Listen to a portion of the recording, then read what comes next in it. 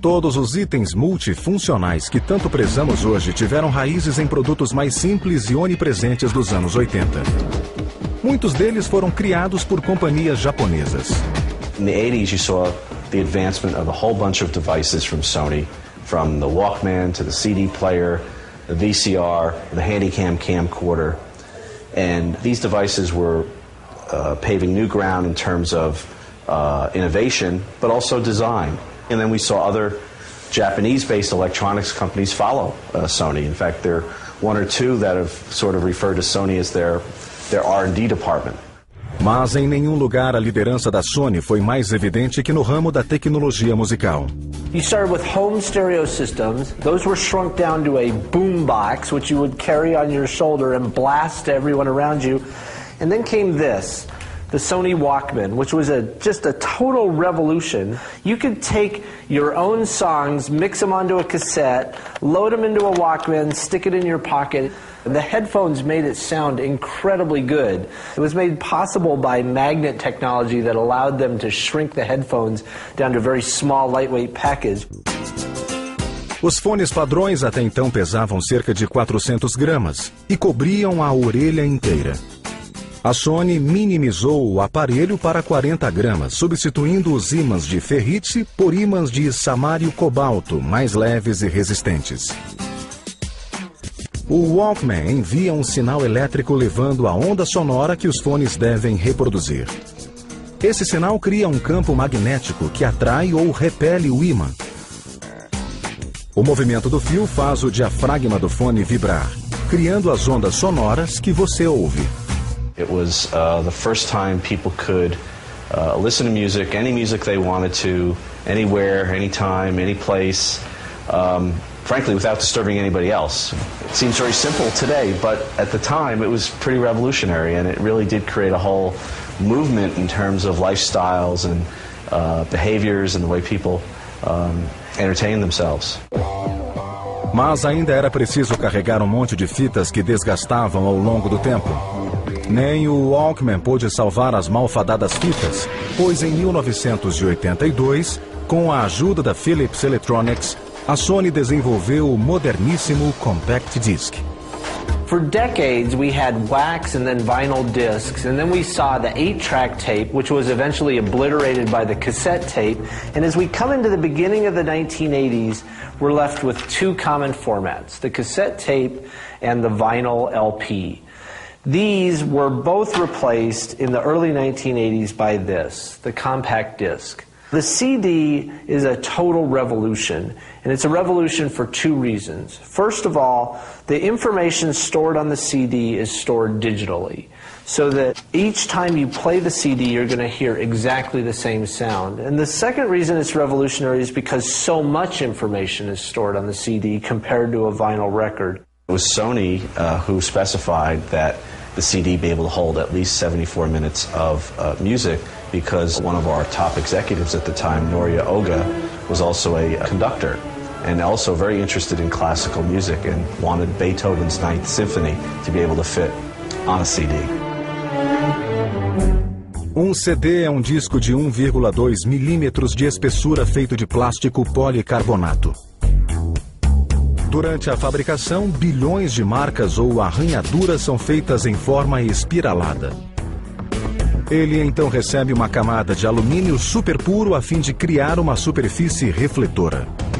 Um filme de verniz protege o alumínio e também imprime a estampa do CD. A finalização é feita com o laser semicondutor através da superfície transparente da camada de policarbonato.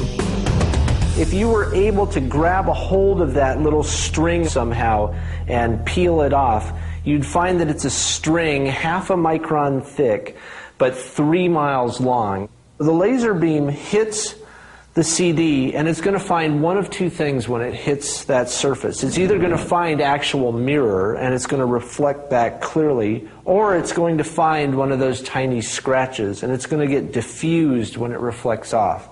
Now, the CD reader is able to tell the difference between actual mirror and scratch, and from that, decide what bits of information have been written onto that CD surface. Era preciso criar o toca-CD, e o CDP-101 da Sony foi lançado em 1982. A tarefa era convencer o consumidor a comprar seu repertório musical em um novo formato. But as people heard it or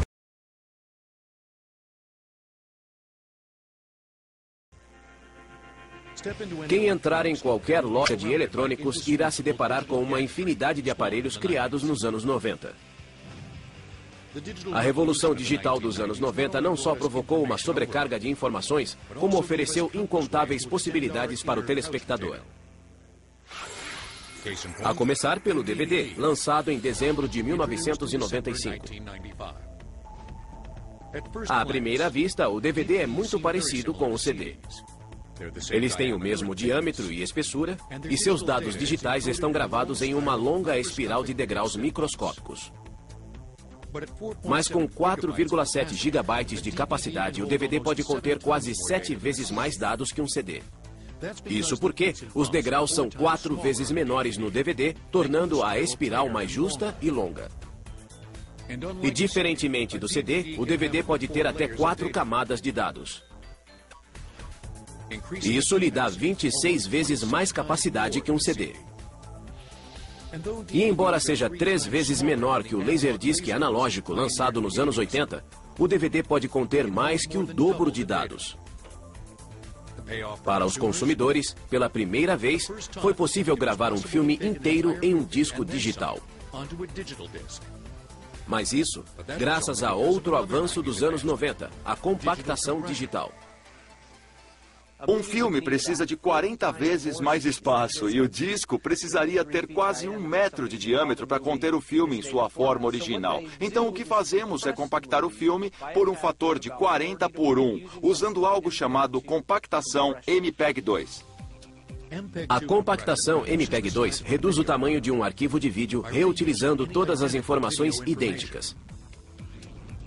Em vez de armazenar todos os dados de cada frame de vídeo, o processo permite que um frame empreste do anterior todas as informações iguais. Desse modo, cada novo frame contém apenas os dados relacionados a como a imagem mudou desde o frame anterior. Em 1995, o MPEG-2 tornou-se o formato padrão de compactação de vídeo, e os aparelhos de DVD passaram a vir equipados com um decodificador para ele. Debaixo do DVD há um laser que lê os dados que estão no disco, levando-os a esta placa que contém a tecnologia necessária para descompactar o fluxo de dados do MPEG-2 e possibilitar que cheguem à televisão. Os DVDs introduziram a era de edições especiais de vídeos repletos de recursos.